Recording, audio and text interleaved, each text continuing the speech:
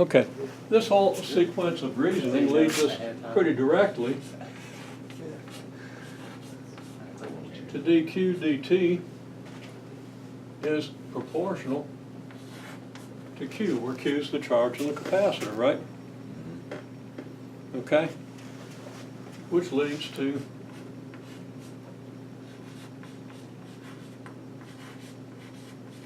exponentially decreasing charge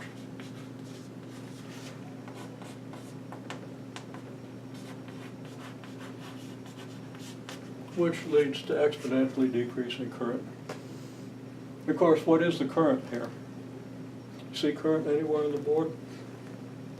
On this side of the board? It's not much on this side of the board. Where's current?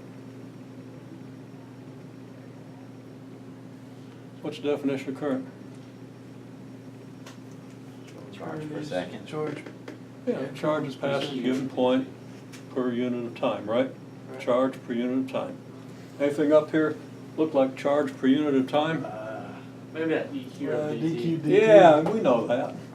There's your current. You got to remember that. So, you know.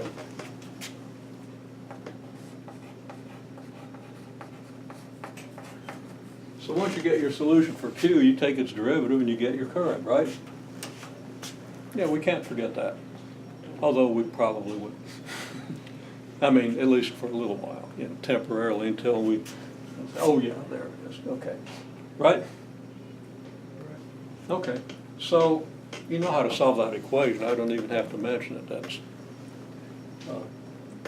the mathematics here is trivial, okay? But you have to understand what it arises from.